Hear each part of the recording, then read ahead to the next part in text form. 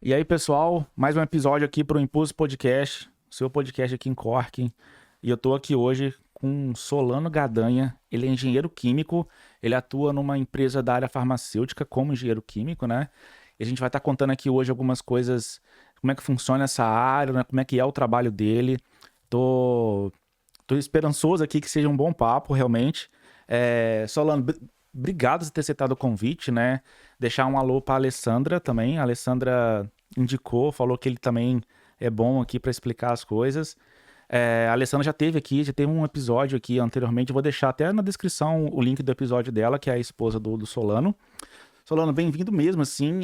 Eu acho que a comunidade de Cork, né, através do podcast, vai entender um pouco mais essa área de engenharia química aqui. E também por curiosidade minha também de entender um pouco, né, uma área que eu não conheço. Apesar de eu ser engenheiro de software, mas engenheiro Interessante. químico é completamente diferente, né? É bem diferente. E assim, a primeira pergunta que eu geralmente faço quando um convidado vem é como é que surgiu Irlanda na sua vida, né? Então contextualiza o seu cenário, assim, né? Qual que era a imagem do Solano no Brasil antes de vir para cá? Sim, sim, E bora lá. legal. Primeiro, Matheus, obrigado pela oportunidade. Bom dia, boa tarde, boa noite a todos aí que estejam vendo aí esse episódio. Vamos lá. Eu queria falar um pouquinho, assim, né, de como foi minha trajetória em termos, assim, Profissional, assim. profissional e na questão do inglês que me trouxe para cá, né, que acabou, né, me trazendo para cá aí 6 anos atrás, aí daqui a pouco vamos fazer 7 anos, né? Cheguei aqui em 2018, mas eu sou graduado em Engenharia Química, me formei na Faculdade de Engenharia Industrial na FEM em São Bernardo do Campo.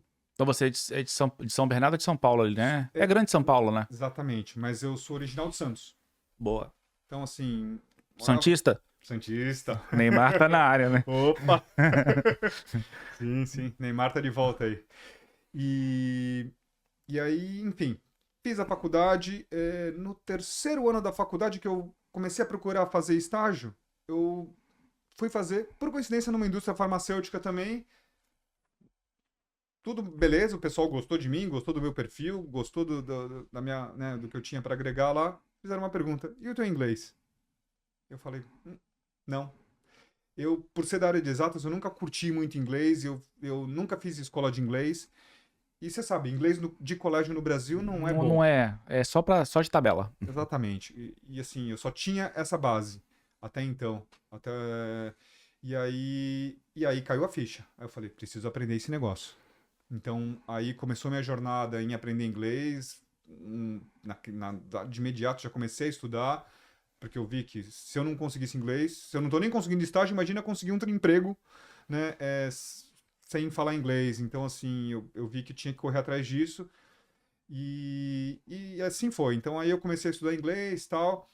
E um ano depois eu consegui um estágio numa indústria química, em Suzano, é a antiga Hext. Depois ela mudou de nome, virou Clariant, e lá eu fiz o estágio e tal, já tinha o inglês, meio macarrônico, mas tinha. Netinho. E aí começou minha trajetória profissional e aquilo que eu estava comentando contigo aqui um pouco antes, a gente estava batendo um papo, né? Assim, eu tive uma oportunidade de trabalhar em indústrias multinacionais, indústrias grandes, e eu vi o pessoal sendo expatriado pela empresa, né? E eu olhava e falava, poxa vida, eu também quero, né? Acho que eu também tenho capacidade, acho que eu também consigo. E nunca tinha essa oportunidade, nunca chegava. Eu cheguei a fazer algumas viagens internacionais, tal, né? Uma empresa me mandou, por exemplo, para as fábricas, para conhecer as fábricas na Europa. Fiquei 3 semanas na França, na Bélgica, fui para a Espanha também. Fui para feira em Frankfurt, feira de equipamentos, uma feira enorme lá que tem, acho que deve ser uns 5 pavilhões do Center Norte de São Paulo, assim, com várias áreas da indústria química, né, de equipamentos, de controle e automação, da parte de segurança, controle de prevenção ambiental, etc. Mas o convite para trabalhar fora não vinha. E você sabe, no Brasil também tem aqueles altos e baixos, né? Assim, eu pedi as contas da primeira empresa para ir para um negócio melhor. Nessa segunda empresa veio a crise de 2009, Uhum. né?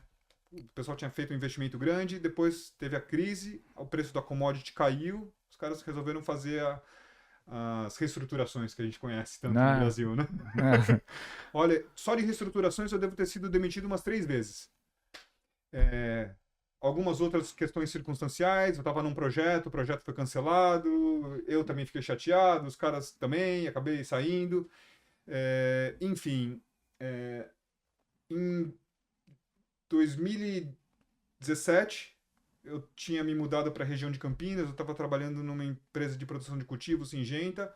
Mais uma vez, uma reestruturação, eu estava indo super bem lá, o pessoal gostava de mim, deu crise, teve um ano no vermelho lá, e o pessoal me demitiu. Eu fui trabalhar numa startup inglesa, era um projeto que chamava o Aedes do Bem.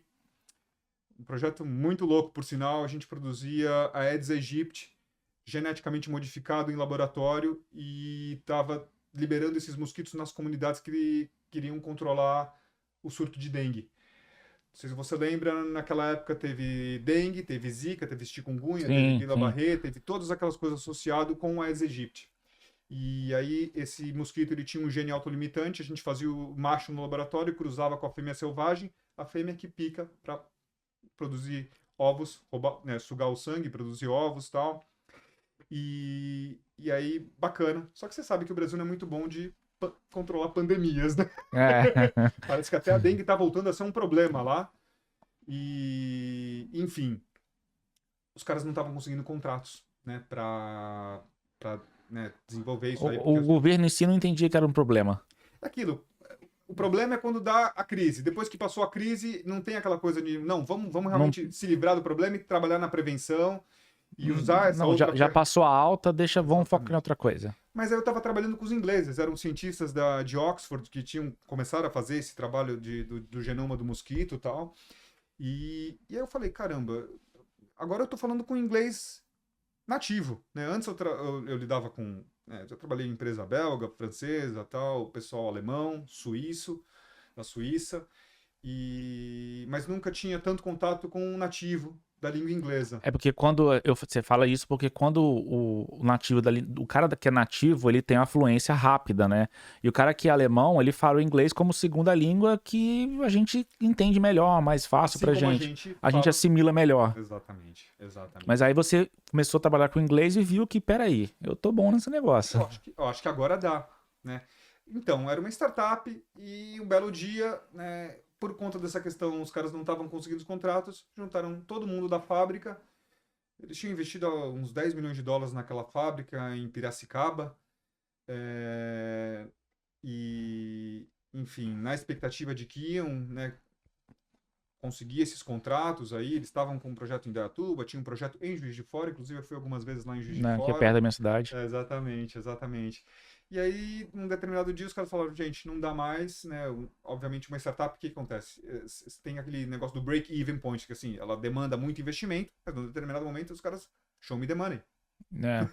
Cadê o retorno? E o dinheiro não E o vinha. break-even não voltava. E o dinheiro não vinha. Não estavam conseguindo os contratos, não estavam conseguindo faturamento, e os caras falaram, vamos fechar a fábrica. Juntou todo mundo na sala, e a gente até brigou, foi o bonde do pátio. Depois foi todo mundo pra pedir o seguro-desemprego, cara. E aí, nesse momento, eu falei, não, agora eu vou. Agora eu vou. Isso era 7.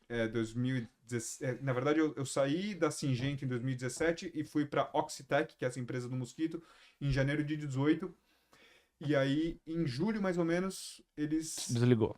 foi desligado, enfim, fecharam a fábrica, aquele negócio todo. E aí eu falei, bom, agora eu vou. Então, esse foi um empurrão. Agora eu vou pra fora. Mas aí como é que você escolheu o lugar assim? Você já tava namorando algum país, olhando pelas empresas que você já tinha experiência, as voltas que você já tinha dado aqui na Europa? Como é que você escolheu Sim, a Irlanda sim. assim?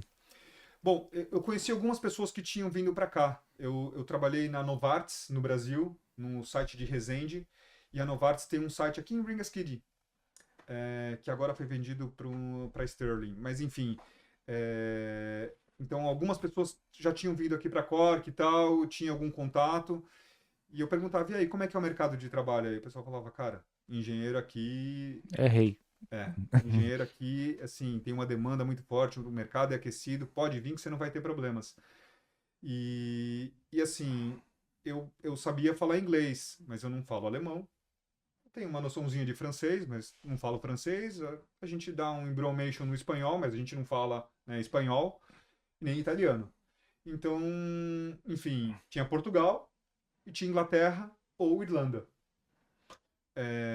Foram assim, eu tava entre a Inglaterra e a Irlanda, porque eu falei, bom, em inglês, onde é que tem os trabalhos, onde é que tem né, as indústrias, né, que eu tinha trabalhado, principalmente indústria química e farmacêutica.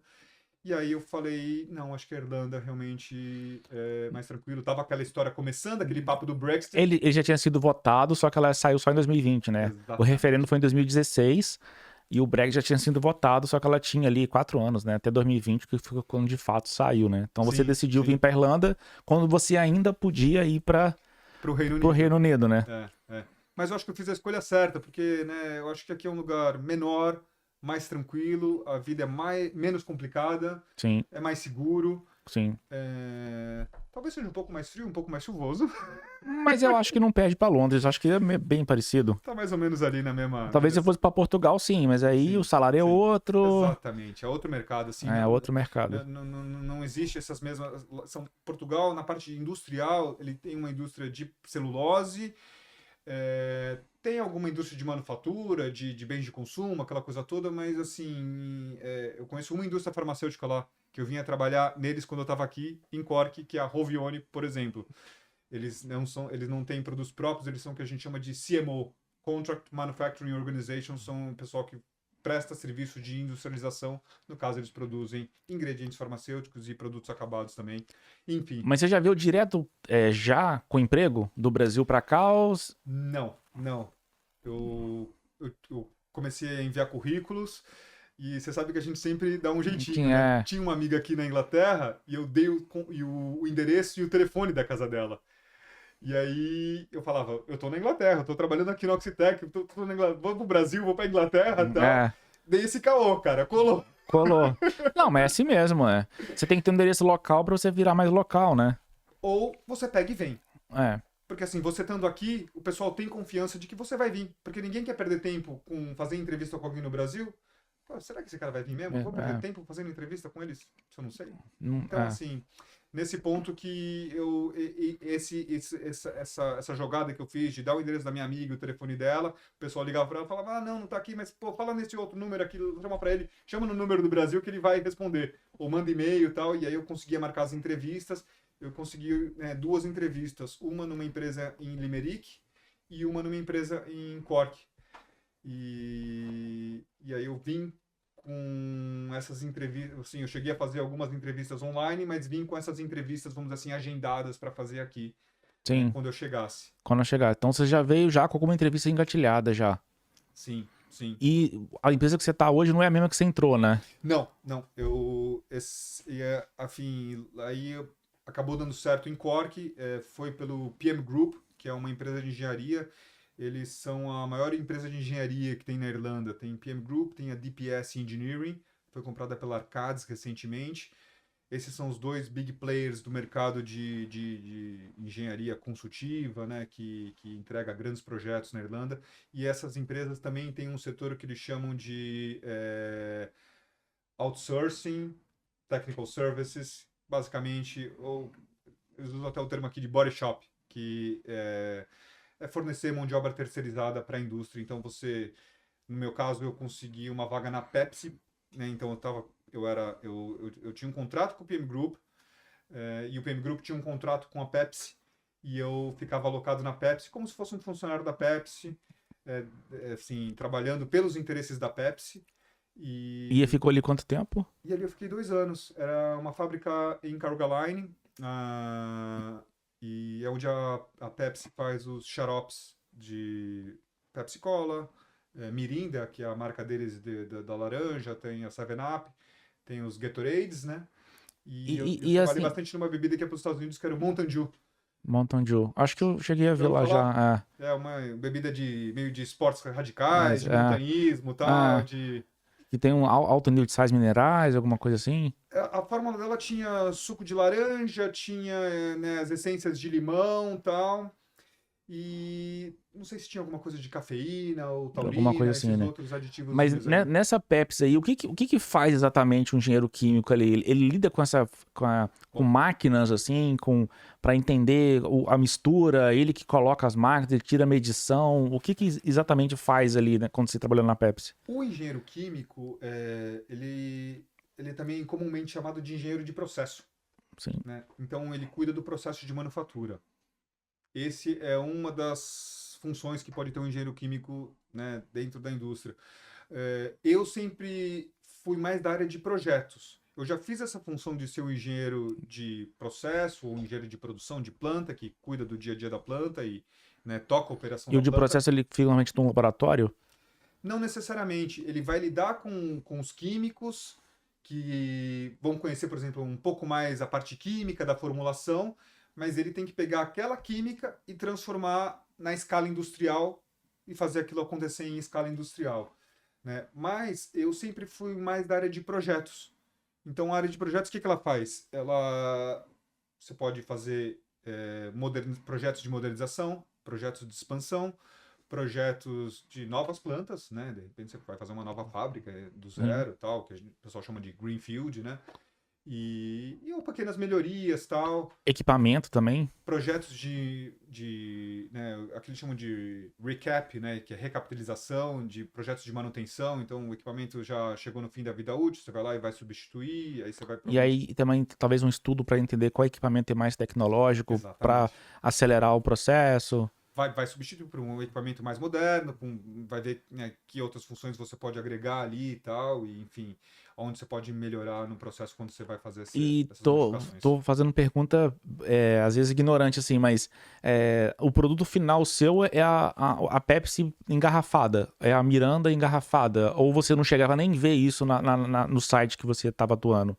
É, enfim, aqui eles estão fazendo o concentrado.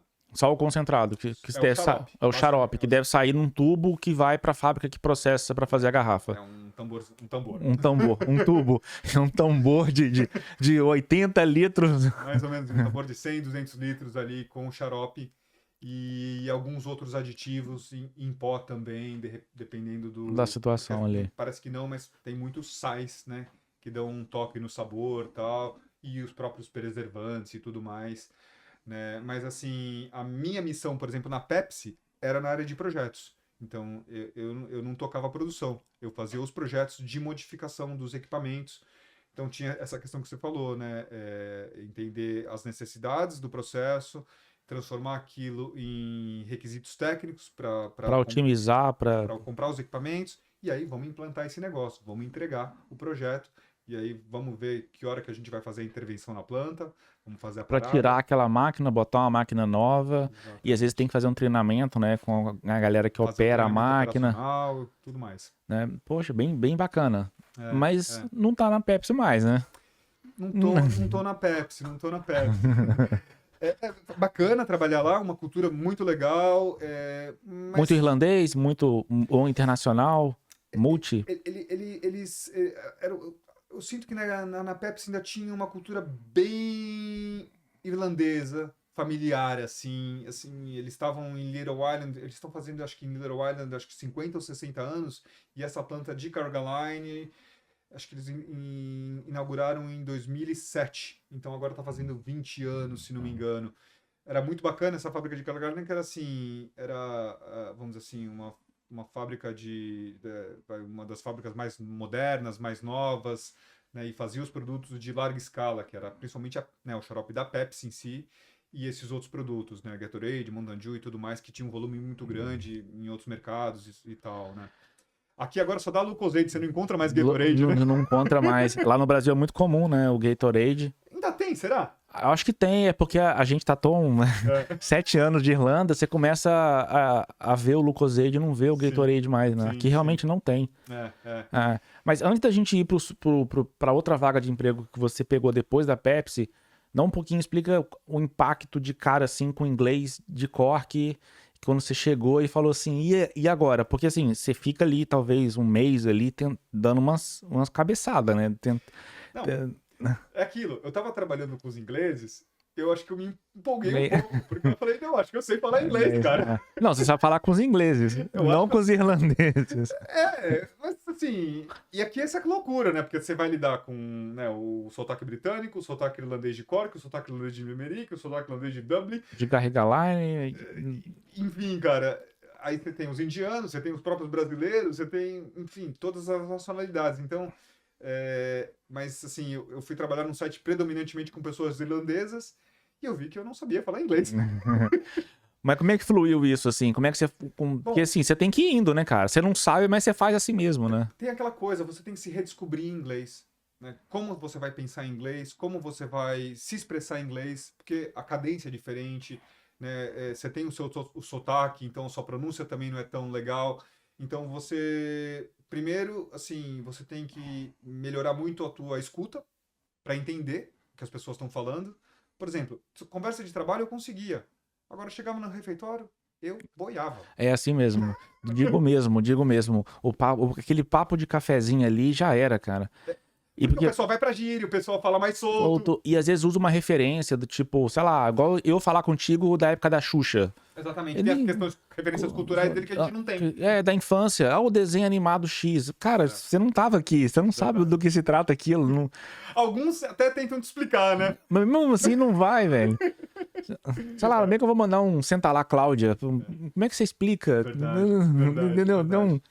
Então, realmente, tem esse processo. Tem esse processo que, assim, logo que você chega, você fala, caramba, né? Preciso melhorar meu inglês. E, assim, eu particularmente não precisei voltar para a sala de aula. Mas a leitura em inglês, e eu falei, em casa, vamos botar a Sky, né, do Reino Unido, e não tem IPTV, não tem TV do Brasil, Não tem vamos nada. ver em inglês, a gente bota a legenda em inglês, e vamos, assim, a gente também estava isolado. Nessa época não tinha tanto brasileiro aqui. Em Cork, né? Imagina em Carga Line. É porque eu cheguei em Dublin, não cheguei em Cork. Ah, sim, sim. E lá já tinha. Já Lá tava. você andava na rua, você andava 10, a cada 10 passos você escutava um português, alguém falando português. Então a gente ficou mais entre a gente mesmo, não tinha tantos brasileiros que a gente conhecia. Eu conhecia 2 ou 3 brasileiros naquela época. E aquilo, né? A gente encontrava de vez em quando, então, né? Eu falava Acaba que forçou, assim, né? exatamente, exatamente. Porque aí era esse contato, né, no trabalho e na rua eu tentava me expor também, e enfim, né? E como é que foi, antes da gente ir pro seu segundo emprego aqui, né? Como é que foi casa aqui, né? Porque você veio sozinho, que eu acho, né? Eu Que você fui comentou, sozinho, né? e teve que achar casa. E naquela época também era mais fácil, mas eu acho que talvez... Tava mais fácil, mas nem tanto. Nem Nunca, tanto. nunca foi fácil, na verdade, né? Acho que assim, a disponibilidade era pouca, mas os preços ainda estavam melhores, né? De lá para cá o preço praticamente dobrou, né? Sim. Assim, tá um absurdo, né? E isso até, né, um parênteses, está gerando um pouco, né, da aversão a estrangeiros aqui, né? Porque os irlandeses entendem que nós estamos, né, Chegando e pegando a casa deles, né? Ou estamos super dificultando. inflacionando o mercado imobiliário Sim. para eles e tirando o acesso de um trabalhador que não tem uma renda média aqui, né? Dificilmente ele vai conseguir comprar uma casa, né? Então, assim, tem essa situação realmente. Mas eu penei, cara, fui andando de hostel em hostel. É, Eu fiquei aí, acho que demorei aí uns 3 meses, mais ou menos. não tanto, acho que em outubro. Então eu cheguei em agosto, em outubro eu consegui alugar a casa. E a casa que você tá até hoje, ou você já mudou? Não, e aí isso foi. Em 2020 a gente conseguiu aprovar um mortgage para comprar a nossa uma casa aqui. Aí já muda também. Enfim, aí já conseguimos entrar no mortgage antes desse boom, vamos dizer assim, que começou na pandemia, né? Sim, Então, começou exatamente ali na pandemia. então assim, até que conseguimos uma oportunidade boa ali. E super funcionou, né? Mas assim, foi essa questão, cara. Hostel dividido no quarto com 6, com 8, né? Quem Aquelas nunca? coisas agradáveis, né? Mas que faz parte, né? E você dá um passo atrás pra dar um salto lá na E que frente. Né? também te ajuda nessa questão da imersão no inglês, e aí você já tem contato com, né, não só com O local que você trabalha, né? Mas os irlandeses, mas com pessoas de outras nacionalidades nesses hostels. E aí você troca uma ideia e vai também exercitando o teu inglês. E aquilo, você sempre abre a cabeça, né, cara? Assim, Eu acho que quando você sai da tua zona de conforto e principalmente quando você se atira no negócio sozinho, você tá mais propenso a conhecer outras pessoas, a conversar, né? Você tá mais aberto mesmo. E aí a gente, né, vai E o se... novo emprego, como é que surgiu? Você chegou, Bom, você pediu para sair, pediu notice. teve a questão da pandemia e tal, assim, foi mais ou menos, esses contratos, às vezes, eles têm um prazo meio determinado. Você tem duas, porque você sabe, né, você pode trabalhar como um permanente, um permanent role, Ou um contrato temporário. um contract role, né? Eu estava como contractor. Então, no contractor, você sabe que você não tem tanta estabilidade. E assim, o que eu gosto daqui do mercado de contractor, né? Que seria a mesma coisa do PJ no Brasil, Uhum.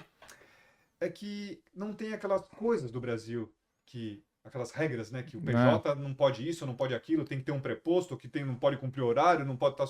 Aqui não, você é um funcionário, só que o teu contrato não é permanente, o teu contrato é um ponto. Temporário, só isso, Exatamente. acabou. Assim, mas tem muito contrato com longevidade. Alguns são, né, focados em alguns projetos específicos, e aí você sabe que vai acabar aquele projeto, provavelmente você vai ter que arrumar alguma coisa depois, né? E às vezes tem circunstâncias também que, né, o pessoal... Você migra para outro projeto, Exatamente. ou o projeto é meio que um projeto infinito, né? Que Também. ele é em looping, É né? aquela coisa ongoing, né? Que tá Ah, sempre rolando um ali. ciclo, é. Na minha área tem aquele que o pessoal chama do base capital, aquele capital básico que o pessoal tem para investir todo ano. Todo ano eles vão ter, sei lá, dependendo da fábrica, 5, 10, 15, 20 milhões para investir para os projetos normais, assim, projetos do dia a dia, vamos dizer Para assim. manter a fábrica atualizada. Exatamente, exatamente. Então, e também tinha aquela coisa de progressão de carreira, né? Então, assim, eu sentia que eu podia fazer mais, né? Assim, a indústria farmacêutica, por exemplo, na Pepsi é uma indústria de, né, beverage, bebidas, né? Cara, eles fazem esses produtos e acabou. Não tem novos produtos, não tem, sabe, É, uma coisa mais desafiante, um projeto mais legal. Você vê, nessa época que eu estava, para conseguir investimentos, o que eles estavam fazendo? Eles fizeram um negócio que eles chamavam de Business Continuity Plan. O que acontece? Eles tiveram um furacão na fábrica de Porto Rico que causou o que eles chamam de força maior, um fechamento da fábrica por força maior, e isso abalou o supply chain deles. E eles falaram: não, eu preciso ter capacidade extra nas minhas outras fábricas, e aí aqui na aqui Irlanda, também, eles para produzem suprir. 50% do xarope da Pepsi no mundo sai daqui, cara. Só para você ter uma noção. Eles tinham uma fábrica na Zona Franca de Manaus, fecharam para concentrar na fábrica do Uruguai, Esse em shipment Colônia. vai por navio? Vai de avião? Então, assim, eles têm esses hubs onde produzem o xarope no mundo, Arlington nos Estados Unidos, Uruguai, na América do Sul, Irlanda, tem as fábricas na Ásia também, Índia e China, e de lá eles distribuem para os que eles chamam dos franchisers deles, né, que são as engarrafadoras. Né, se você pegar, por exemplo, no Brasil, uma engarrafadora grande, por exemplo, é a Cristal. Já ouviu falar da água Sim. Cristal? A Cristal engarrafa Coca, né? Você tem a FEMSA, que é uma mexicana grande, engarrafadora. Eles engarrafam Coca também, mas eles não são Coca, eles são a FEMSA. Eles só engarrafam, eles não têm ou a Exatamente. inteligência do xarope ali, né? Eles só O engarrafam. xarope quem produz é a Coca e a Pepsi. Inclusive a Coca está aqui na Irlanda, em Ballina. Sim. County Mayo, se não me engano. Tem uma fábrica grande lá que eles produzem o xarope da Coca. O contrato seu acabou, migrou para a área Aí farmacêutica. eu tava aquela coisa, poxa, eu queria progredir também. Eu tava como um engenheiro de projetos na Pepsi. E assim, poxa, acho que dá pra mim, né, começar a crescer. Eu já tinha uma bagagem boa no Brasil, já tinha 20 anos de O experiência no inglês já Brasil. estava O fluente. inglês já começou a melhorar, tal. Porém, talvez não tenha sido uma decisão muito acertada porque tem a questão de pandemia, né? Então assim, eu mudei no meio da pandemia. E aí eu mudei para uma indústria farmacêutica, meu primeiro contato com a indústria farmacêutica aqui na Irlanda. O projeto não era muito bacana, era um projeto de descomissionamento, não é um dos projetos mais motivadores. Desafiadores assim, mas Exatamente. tá tudo bem. Descomissionamento é o quê? Aquele produto não é mais rentável, aquela linha de produção não tem não tem outro produto para botar naquela linha de produção, então vamos descomissionar, vamos Continuar, desfazer, tentar vender, mandar para outra planta, ver quem que pode aproveitar. vamos limpar aquele, né, na indústria farmacêutica você tem toda uma coleta de dados, né, de GMP, né, todos aqueles dados de produção, então você tem que fazer todos os backups, tal, de todos os equipamentos que estavam gerando, né, o que eles chamam de GMP data, né, dados, né, que devem ser guardados por questões regulatórias, tal, né. E então a gente fazia esses backups, tal, e aí tinha esse contato com o pessoal de IT, automação, né, que fazia aquelas máquinas virtuais, salvava isso aí, né, nos Na servidores aí. cloud da vida dessa Exatamente, aí. exatamente, nesses clouds, e aí a gente fazia também o arquivamento do paper records também, de todos dos registros em papel, né? Então que foi o primeiro projeto, né? Mas aí você já entrou como funcionário já, ou você era Não, ainda contractor? contractor também, eu estava ainda pelo PM Group. Ainda Então, pelo Premium Group. o PM Group ele está tá em várias indústrias, né? E assim, esse contrato foi com a MSD, né? Que o pessoal chama, aqui eles chamam de MSD, nos Estados Unidos chama de Merck. Eu não sei se no Brasil chama de Merck ou de MSD. Deve ser Merck. Enfim. E aí o projeto não era tão bacana, pandemia. Foi minha primeira experiência trabalhando de casa na Pepsi. Quando teve a pandemia, eu fui considerado trabalhador essencial e eu fiquei lá na fábrica, que é onde eu gosto de estar. E foi bacana, você se sente até valorizado, né? Pô, sou um trabalhador essencial aqui, estamos produzindo alimento, bem ou mal, é um alimento, né? É. E aí, enfim, de repente eu fui trabalhar 100% remoto. E aí eu não gostei tanto. E aí, assim, a gente viu que não deu certo para os dois lados, eu fiquei uns 10 meses nessa aí, e aí o pessoal do PM Group também me arrumou uma outra boca, só que aí eu já estava fazendo uma coisa um pouco diferente, eu já não estava como engenheiro de projetos, eu já estava numa função já de gerente de projetos. Então eu fazia o gerenciamento desse programa de descomissionamento Das plantas. era um Ops 1, Ops 2, tinha a fábrica que era Project Lion, que foi uma joint venture que nunca deu certo. Então eram 3 fábricas que a gente estava fazendo Descontinuando. E eu não achava aquilo legal, eu não estava gostando do trabalho Eu sei que remoto. você queria fazer acontecer, não desfazer, né? Exatamente, você quer produzir, você não quer... Desproduzir. Exatamente, exatamente. E aí, enfim, eu tive uma experiência na área de medical devices. Sim. Medical devices são equipamentos médicos. Essa empresa específica é a Boston Scientific. E, assim, ela é muito forte aqui na região. Acho que talvez ela seja o maior empregador de healthcare da Irlanda. Eles têm 6 mil funcionários aqui na Irlanda. Tem uma fábrica grande em Cork, Model Farm Road. Era uma antiga escola de agricultura para mulheres. Aí, ó. E aí eles compraram aquele terreno, fizeram um industrial estate lá. Não sei se você conhece esse industrial estate que tem ali em Model Farm Road. Tem outras indústrias também. Não conheço. Enfim, mas eles compraram esse lote, vamos dizer assim, com a escola de agricultura lá. E lá eles fizeram a sede da Boston Scientific, que, se não me engano, na verdade começou com a Stryker. Depois a Boston foi lá, comprou. Era uma parte de neurovascular. E depois eles compraram e fizeram a área dele de Mas a Stryker é ali pro Little Island, não é? Cartoon. Eles têm as fábricas grandes em Cartoon, mas eles venderam essa fábrica para Boston. Era Stryker e eles venderam a fábrica para...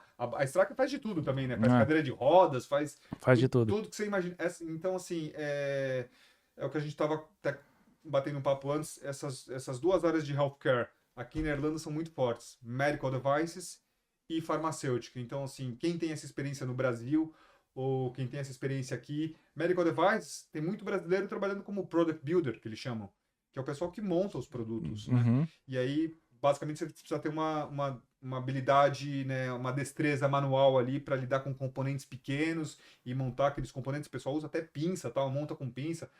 Toda aquela questão de esterilização, tudo mais. É um laboratório, praticamente, exatamente, né? É um lab. Você faz isso tudo numa sala limpa, num ambiente despressurizada e com gente controlada. Exatamente. Então, assim, fui ter essa experiência, e aí, sim, foi a introdução de novos produtos. Então, hoje você está numa farmacêutica, então? Não, e aí de lá, eu também acabei vendo que não era muito minha praia, porque, assim, eu sempre fui um engenheiro químico de processo que trabalhei na indústria química e na indústria farmacêutica.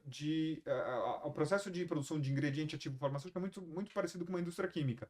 Porém, você tem as questões regulatórias que são diferentes ali. Que entram ali, né, que trazem requisitos adicionais ali para a tua operação e para os projetos que você implementa naquela operação. Então, eu identifiquei muito com esse negócio de ficar montando componente, montar produto. De medical device. Você queria mais focar na área química mesmo, assim, E né? aí, uma coisa que me deu pavor foi quando eu presenciei a campanha, eu não presenciei ao vivo, mas eu vi alguns vídeos dos testes em animais, né? E aí, assim, eu estava fazendo um produto para, eles chamam líquidos embolizadores, e é um polímero que você injeta na tua corrente sanguínea para interromper o fluxo sanguíneo por uma determinada área que, por exemplo, está com câncer. Então, você tem um câncer ali numa ponta ali isolada, você Interrompe o fluxo sanguíneo. e aí naturalmente aquilo vai morrer. E aí os testes fizeram. Em animais e não batia. Aquilo me deu um. Eu tô participando disso mesmo? Exatamente. Assim, cara, são coisas que têm que ser feitas, é assim que a indústria funciona. Obviamente, tem muitos protestos contra testes de animais na indústria farmacêutica, na indústria do medical device e na própria indústria de cosméticos também. Acho que na cosméticos já proibiram realmente teste em animais, né? Mas, assim, esse lance da indústria de medical device, eles faziam os testes em animais para depois a gente já preparava a produção para fazer o primeiro teste em humano. E aí você tem todos os testes que eles fazem, os testes clínicos, para depois você submeter toda a papelada lá para o FDA e obter as aprovações para botar aquele novo produto no mercado.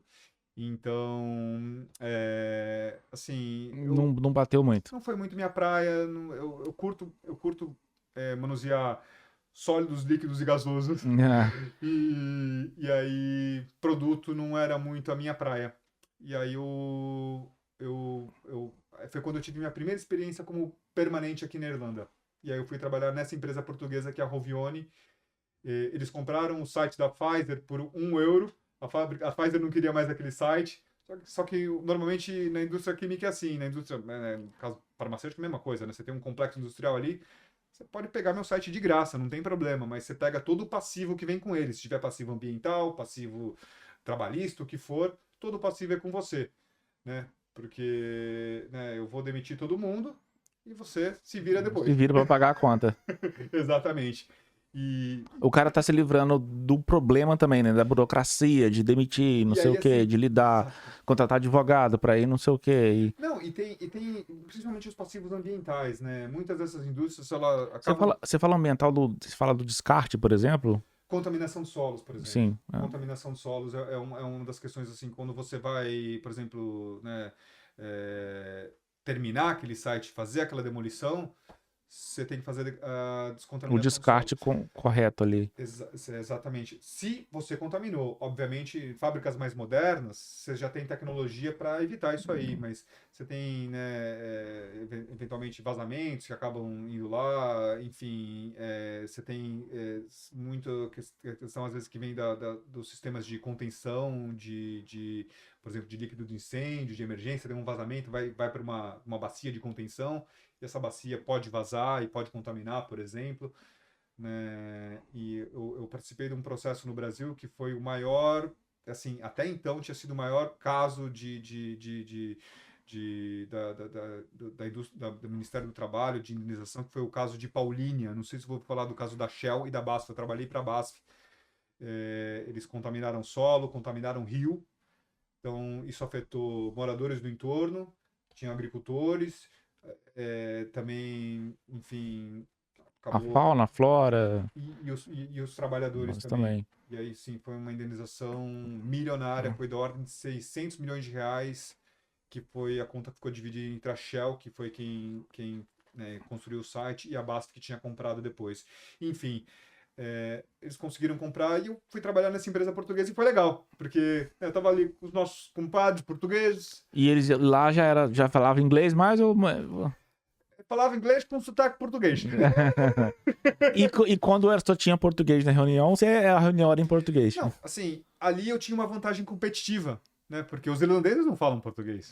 Mas eu falo. E aí dá aquela coisinha assim, cara, que eu sou bilíngue, né? Exatamente.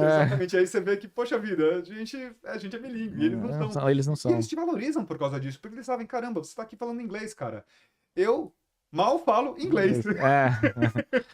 Né? Então, assim, e essa coisa, né? Porque o mundo tem a obsessão de aprender inglês, então eles não precisam, né, aprender outras línguas. Inglês. A não ser que eles vão trabalhar fora, né? Seria interessante, né? E aí foi bacana. Mas você tá nessa empresa até hoje. Eu tive minha primeira experiência como função permanente, né? Com um cargo permanente. E farmácia. E na indústria farmacêutica eu tinha tido na MSD, né? Primeiro, no descomissionamento, e aí eu pulei para Rovione. E na Rovione eu falei, vou voltar para minhas origens. Vou voltar como engenheiro de processo. Então eu saí um pouco da área de projeto e fui cuidar da planta. Que até também pode ser um pouco mais estratégico, porque o engenheiro de processo é quem faz o desenho dos projetos de engenharia e entrega pro gerente de projeto. E para o departamento de engenharia entregar aquele determinado projeto. Então, assim... E olha só, como é que é importante você ter a experiência, né, dos dois ali, né? Sim. Você tinha experiência dos dois, então você conseguia fazer boas entregas. E tá aí seu mérito, Solano, né? O pessoal da engenharia gosta de enrolar a gente, cara. Você é o cara. E os caras gostaram de ter alguém que tinha, né, uma bagagem em projeto, mas trabalhando em produção, né? E lidando com o pessoal da engenharia e tal, enfim, para tentar, né, entregar os projetos da melhor forma possível. Mas numa empresa de farmacêutica desse jeito, eu vou fazer a mesma pergunta da Pepsi. O produto final é um comprimido? É um produto engarrafado já? É uma cartela de comprimido? Ou você faz só a forma também e entrega um galão de xarope? Bom, você tem alguns tipos de ingredientes ativos farmacêuticos, né? Você tem o que eles chamam do API, né? Active Pharmaceutical Ingredient. Eles chamam de API, mas o API, tipicamente, ele vem de um processo químico. Você tem os APIs que vêm de um processo de biotech, né? Um processo biológico. E você tem APIs que, por exemplo, que vêm de vacinas, né? Então também é um processo biológico, o processo de produção de vacinas, por exemplo. Né? Você tem os peptídeos, você tem algumas classes ali. Minha experiência é principalmente no API químico, né? Que é um processo de... Você faz uma reação, você faz uma cristalização. Quando você faz a cristalização, você faz a cristalização do ingrediente ativo ali, né? Do pó. Então, o que a gente chama de crash out, né? Você tem um líquido, na hora que você coloca uma semente do pozinho lá, e a hora que você resfria, você cristaliza, você cria os cristais. Aquele líquido vira um cristal sólido. Em suspensão, e aí você vai centrifugar, você vai filtrar e você vai secar aquele sólido para obter o ingrediente ativo na forma sólida, pó cristalino. Que é feito depois um comprimido, por exemplo. E a Rovione tinha um diferencial que ela pega esse ingrediente ativo na forma cristalina e eles fazem um processamento, uma secagem em spray dryer e tornam esse produto de uma forma amorfa. Essa forma amorfa, ela facilita a absorção do teu organismo para que, né, você tenha um melhor aproveitamento daquele ingrediente ativo e consiga absorver melhor na tua corrente sanguínea. Produtos também para... como é que chama? A parte respiratória. Você tem aqueles sprays também, então o produto amorfo ele é muito bom para aqueles sprays. Porque absorve mais rápido ali. Exatamente. E tem muita diferença de produto. Assim, a pergunta de ignorante, né? Tem diferença para medicamentos líquidos, para medicamentos de comprimidos e sólidos, e também eu sei que tem comprimido de gel, por exemplo. Sim. Que tem de diferença ali? Então, Matheus, aí você vai... Então, é mais marketing? assim, não, tudo tem um porquê, né? Porque aí você vai para a parte de formulação. Então, assim, uma coisa é você produzir um ingrediente ativo, né?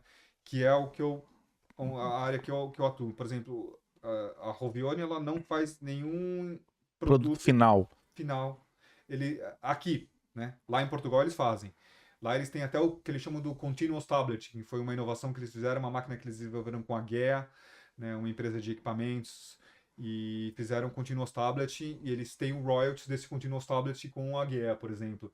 Mas aqui em Cork não, aqui é só o ingrediente ativo farmacêutico. E o que um CMO faz? O CMO ele presta serviço de industrialização. Então a Rovione ela trabalha com outras indústrias farmacêuticas, trabalha com a Big Pharma e trabalha com algumas biotechs menores que têm alguns produtos promissores, que estão em fase final de clinical trials. Você tem clinical trials phase 1, 2, 3, né, que você vai evoluindo na comprovação de que aquele medicamento é eficaz. Mas depois disso ainda tem que aplicar para FDA também. Você faz toda a parte de clinical trials para mostrar a eficácia do produto, para, né, comprovar que ele é seguro, que ele não tem efeitos colaterais, e depois você vai submeter aquele novo produto para aprovação do FDA. E uma vez você tendo a aprovação, você vai produzir aquilo em escala comercial. Então, esse tipo de CMO, eles, na verdade, eles não se denominam nem um CMO, eles se denominam um CDMO, porque eles fazem o development também. Contract Development and Manufacturing Organization, que eles fazem o desenvolvimento da rota química também. Então, assim, a indústria farmacêutica está pesquisando um ingrediente ativo. Ó, eu quero produzir essa molécula. Tá bom. A Hovione vai lá, vou desenvolver uma rota química para chegar nessa molécula. Então, e aí o pessoal de pesquisa e desenvolvimento mesmo vai desenvolver a rota química em escala laboratorial. Quando eles descobrem aquele processo, testaram, funciona, e aí a gente começa a subir isso para a escala industrial, uma escala, vamos dizer assim, mais piloto, na fase de clinical trials, e numa escala mais industrial na fase comercial. E esse processo que você falou agora, que ficou muito bem desenhado, estamos falando de quanto tempo nisso aí? Um ano? São anos. 5 anos? São anos. Assim, todo o processo de desenvolvimento de descobrir uma molécula, né, enfim, passar por todas essas fases de clinical trials, pode demorar 5, pode demorar 10 anos. E aí você vai depois para o que faz, eu tô indo muito longe agora, assim, né? Eu vejo, às vezes, algum químico desse, né, ganhando um prêmio Nobel, por exemplo, né? Sim, sim. O que faz uma pessoa ganhar um prêmio Nobel nesse sentido, assim, talvez para que é aplicado aquele medicamento, aquele princípio ativo, porque às vezes não é a empresa que faz o manufacturing, né, que Sim. ganha, né, é quem criou a rota, igual você acabou de explicar agora, em laboratório, que é o cara que desenhou, né, porque o cara que manufaturou, ele pegou o negócio pronto, só manufaturou, cara. Sim, com certeza. Entendeu? Com certeza. Então, assim, e você conhece... Mesmo assim não é fácil. Não é fácil, não é fácil. Assim, eu não sei exatamente, porque assim, eu não sou tão envolvido com essa área de pesquisa e desenvolvimento. Mas, assim, é um trabalho muito difícil, porque é um trabalho de screening, né? Eu vejo o pessoal falando assim, você É um buraco negro aquilo ali. você inventa 500 moléculas. Daquelas 500 moléculas, cara, uma vai ter um efeito farmacológico que você vai conseguir comprovar. E aí você começa a pesquisar aquilo. E aí, de repente, você vai para o clinical trials. De repente, ele não é muito diferente do placebo. Então ele não tem eficácia comprovada. E aí aquele projeto morre. Aí você tem que começar de novo. Então, assim, Você tem que ter um pipeline de novos produtos. É o que essa indústria farmacêutica, né, as big pharmas, elas têm um pipeline de novos produtos, porque eles sabem que muitos vão morrer na praia. Outros vão morrer já no mar. Outros vão morrer, nem chegou na praia ainda. Outros vão morrer lá. E tem algum medicamento famoso da empresa que você trabalha, assim? Ou pelo menos um princípio ativo, né? Eu fiquei 2 anos na Hovione, e nesses 2 anos que eu fiquei na Hovione, eu vi pela primeira vez uma indústria em dificuldade aqui na Irlanda, né? Num determinado segmento, que era o segmento que eu trabalhava mais, que era o segmento de síntese de ingrediente ativo. A parte de spray dryer deles, é uma outra divisão, tava bombando. É o diferencial deles, é o magnet deles no mercado, é o que atrai clientes.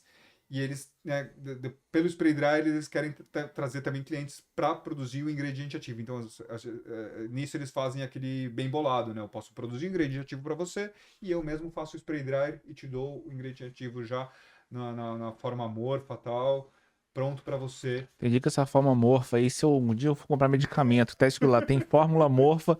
Sim, o Solano falou que isso aí é bom. Isso não vai estar escrito não, cara. Isso não vai estar escrito não. Mas eles estavam tendo dificuldades de conquistar novos clientes e a fábrica estava meio devagar.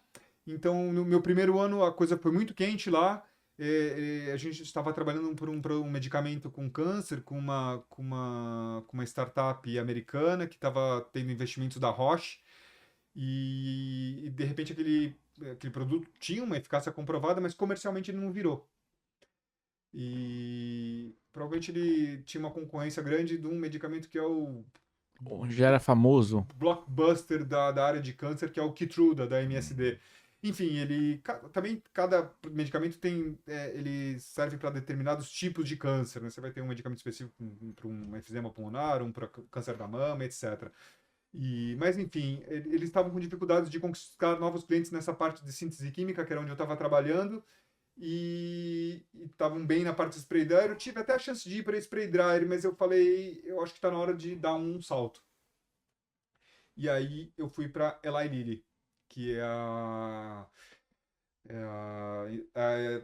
empresa que está nessa corrida com a Novo Nordisk pelos medicamentos de diabetes e controle de obesidade, né? Sim. E que tá super em alta, né? Exatamente, o Ozempic, o Wegovy e do lado da Lilly o Mounjaro e o Zepbound. O famoso Monjaro e Ozempic. Exatamente. Monjaro e Ozempic. É. O pessoal tá sendo pego no aeroporto aí com o Monjaro vindo do Brasil pra cá, vindo de não sei o que pra Espanha. Não, o negócio tá um problema, assim, nos Estados Unidos tem muita empresa de manipulação De quintal, assim. que está vendendo esses produtos e ninguém sabe de fato, né, a origem desses ingredientes ativos e tal, tá uma loucura. E então É difícil de pegar, é difícil de fiscalizar, né, cara?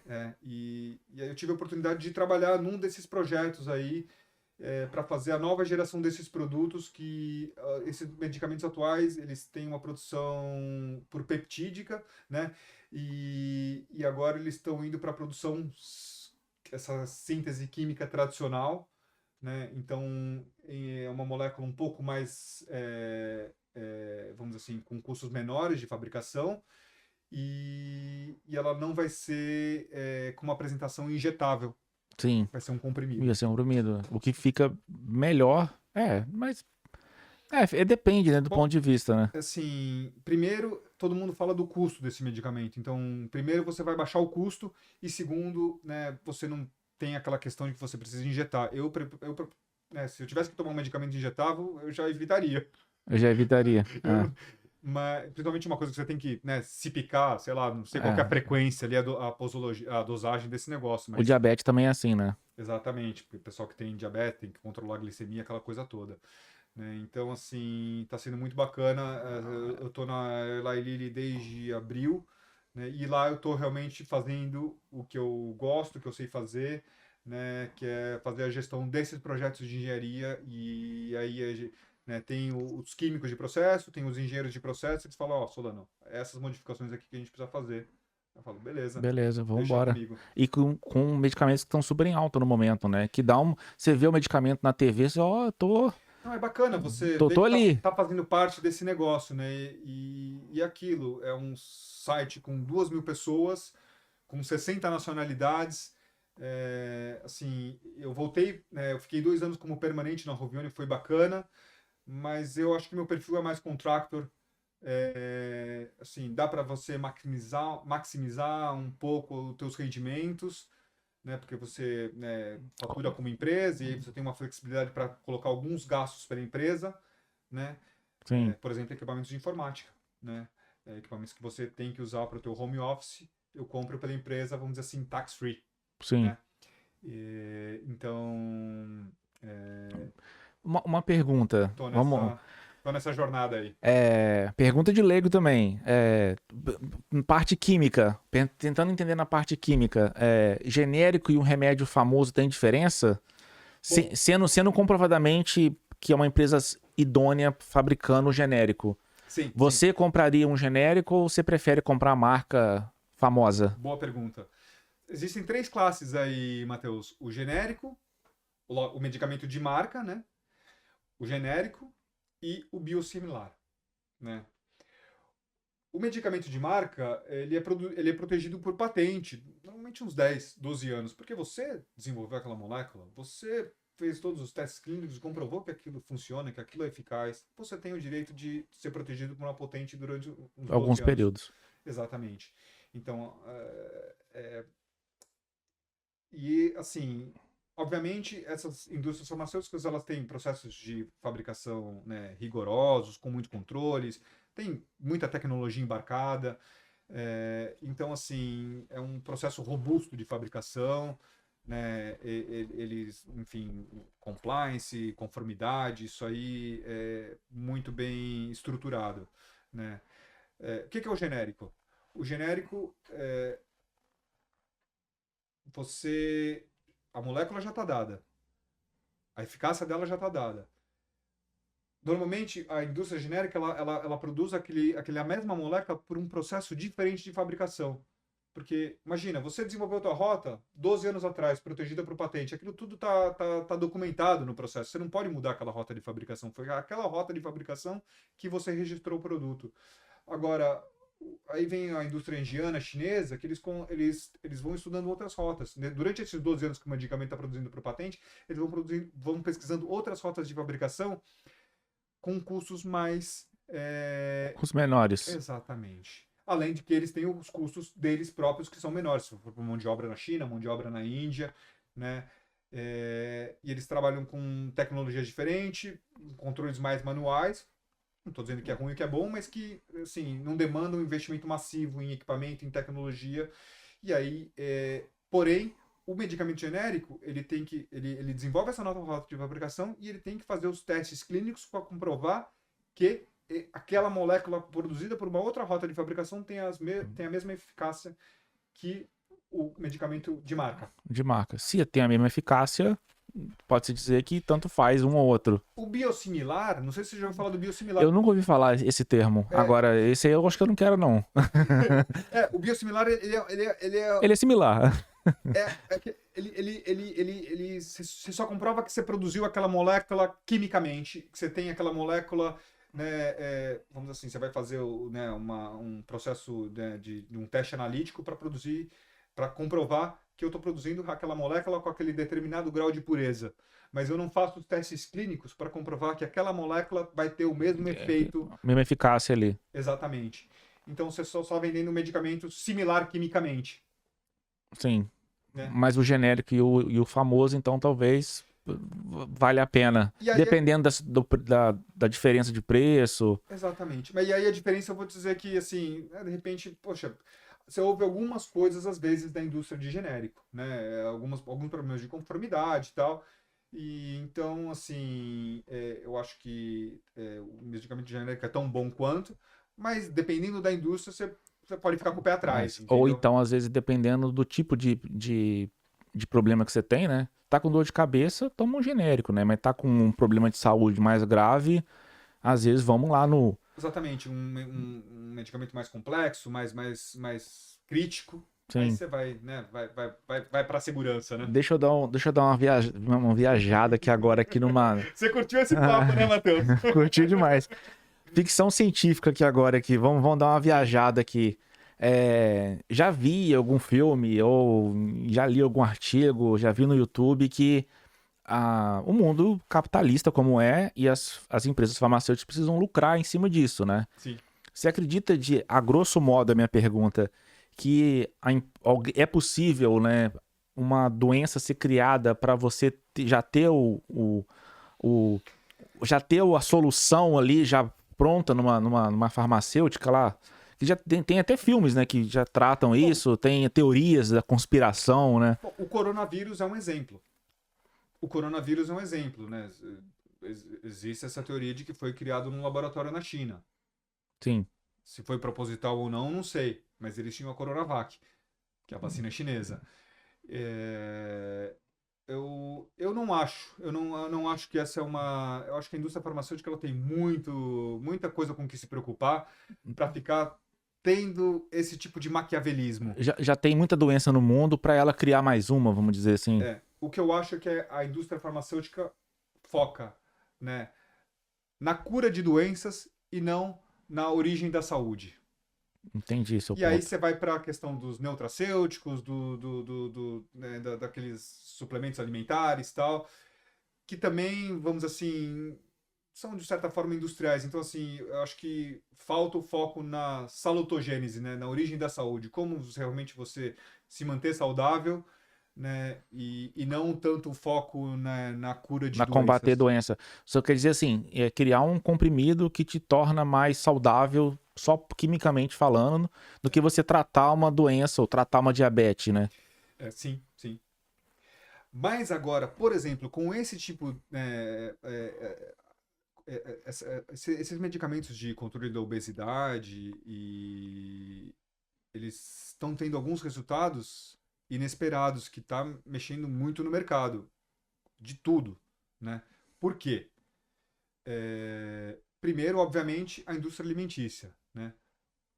Os CEOs da indústria alimentícia começaram a ligar para o CEO da Novo Nordisk, da Eli Lilly. Pô, peraí, você está fazendo um medicamento para o pessoal comer menos?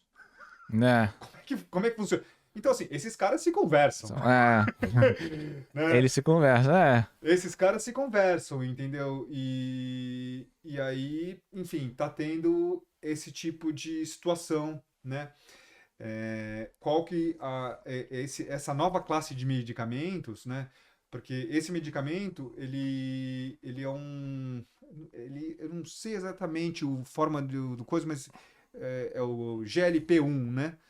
Que ele é como se fosse ele simula o teu hormônio de saciedade. sim. Tem, Porém, não é só tua saciedade de comida, Matheus. Você também não vai ter tanta vontade de beber. Se você fuma, talvez você não tenha tanta vontade de fumar. o que é bom, mas vontade de beber água faz falta. E aí tem impactos, né? Não, mas principalmente no caso de consumo de bebidas alcoólicas. Porque é aquilo, né, você, né, você vai comendo, você já está satisfeito, mas você tem aquela gula, aí você come um pouco mais. Você bebeu, pô, você tá legal. Mas se você tá no embalo, você vai beber mais. Sim. Quando você controla o teu hormônio da saciedade, Você não tem essa sensação você mais. não vai querer, né? Você não vai querer. Você simplesmente não tem vontade. Você simplesmente não vai querer comer, Exagerar, beber. né? Não vai querer E exagerar. eles estão comprovando esses efeitos com algumas adicções também, álcool e drogas, que parece que tá tendo enfim, alguns efeitos aí nesse sentido também. E isso, assim, parece que é uma coisa que vai mudar um pouco, né? Imagina, você pode tomar um comprimido que, pô, né, poxa, Porque não precisa comer mais, né? Tipo, não, que o que vai reduzir teu apetite, né? Que vai. seu prazer de comer, Agora, assim, ao mesmo tempo eu gosto de comer, cara. E assim, eu não queria perder o prazer de comer. é, Então, assim, eu sou meio receoso com essas coisas, cara. Acho que todo mundo tem que ter muito cuidado aí e tal, né, principalmente as pessoas que querem emagrecer, estão muito interessadas nesses mas tem que medicamentos e tal. tomar acompanhamento médico, talvez ali seja ideal ali, né? Com exames, Isso né? sem dúvida, né? Acho que provavelmente esses medicamentos vão exigir prescrição médica, né? Mas você sabe que, né, prescrição médica não é nenhuma barreira muito grande, Muito né? grande, né? Talvez aqui seja um pouco mais, né? No Você Brasil compra a menos. receita aqui pela internet, né? Não sei se você sabe. Tem É, vários doctors online ali que você vai faz um questionáriozinho e e sai. pronto.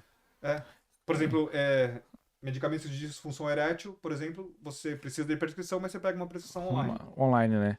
Seguindo essa linha de ficção científica, Breaking Bad é real ou é só série?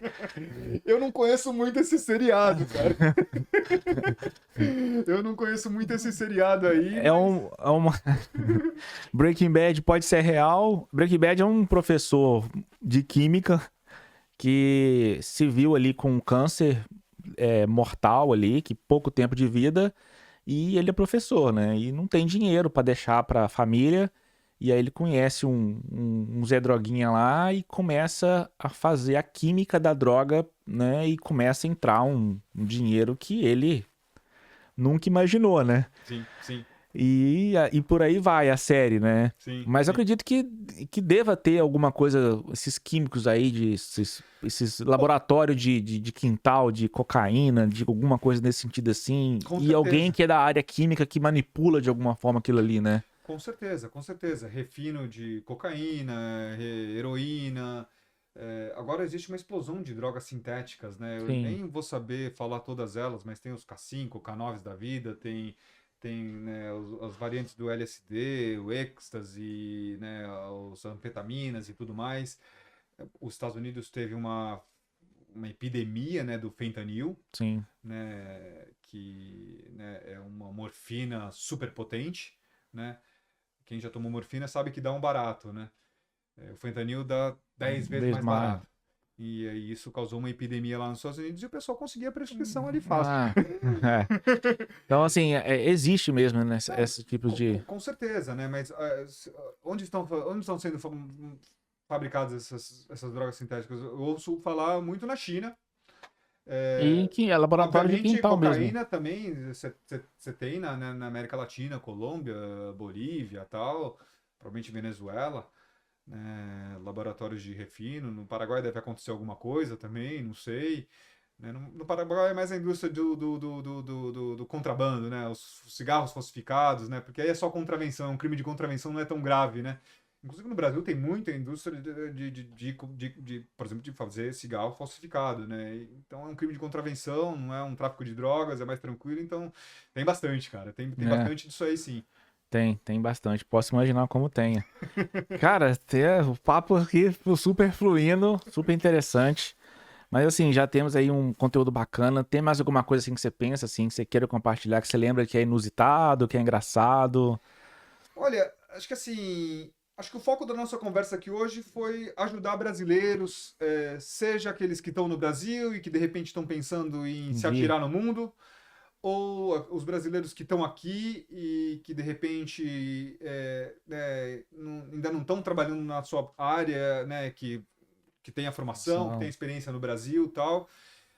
Acho que assim, o que eu tenho para dizer, cara, é que acredite em você, você é capaz, mas tem que correr atrás, né? Inglês? Inglês, claro. Inglês, claro. E, assim, correr atrás.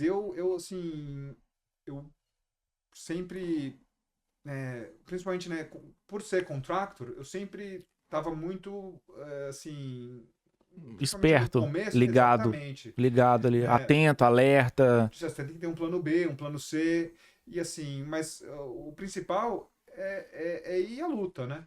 É ir à luta, assim, o que eu digo para os brasileiros que estão aqui e não estão trabalhando na sua área, tenta fazer um curso na sua área, porque o mundo acadêmico é a ponte para o mundo profissional. Então, se você tiver um curso com uma chancela, com um carimbo Daqui, né? daqui, É, né, que você tem uma qualificação, não precisa ser um curso de longa duração, às vezes um curso de curta duração, 6 meses. 3, 4 meses. Você pode trabalhar de cleaner e de noite lá só pra, né, pra ter um Exatamente. chanceler de um curso daqui, né? Eu conheço algumas pessoas que fizeram realmente mestrado e Ah, conseguiram ter uma bolsa de mestrado. Talvez você tenha que pagar aí uns 500 euros por mês para conseguir fazer um mestrado na UCC ou no CIT, que agora é o, né, UCC, Universe Cork College, sim, e tem outro que eu... MTU, né, Munster MTU, Technology Monster Technology University. Exatamente. E que é o antigo CIT, que diga-se de passagem, foi quem formou o pessoal da área de TI nos anos Uhum. 60 e transformou a Irlanda nesse boom. Porque vamos lembrar, Matheus, junto com a indústria farmacêutica, medical devices, laticínios e Sim, indústria de carnes, sim. É a TI, né? é a TI, é a É. tecnologia de informação, são os data centers, são as empresas de tecnologia, Que né? tem inúmeras aí. E o Munster Institute of Technology, que na época se chamava CIT, CIT. Cork Institute of É. Technology, que informou boa parte dessa mão de obra aí Que tá aí hoje, né? assim, possibilitou as indústrias de tecnologia virem para cá, né, por conta de inglês, né, EU, O tax. O tax, famoso tax. corporate tax.